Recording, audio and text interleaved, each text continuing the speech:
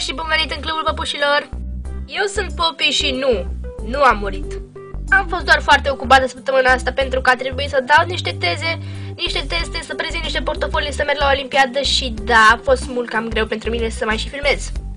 Ok, deci mi-a venit o idee. M-am gândit că ar fi tare ca voi să lăsați în secțiunea de comentarii cele mai trăznite liste de Crăciun pe care le-ați avut, auzit sau văzut vreodată la cineva. Cele mai trăznite. Și m-am gândit că în ajunul Crăciunului să citesc câteva. Să fac gen top 5 cele mai trăznite liste de Crăciun ever. Așa că întreabă-ți... Stai puțin, focalizarea. Ok. Așa că întreabă-ți vecinii, prietenii, rudele, creierul, dacă știu cumva vreo listă ciudată de Crăciun. Și scriu în comentarii. Și...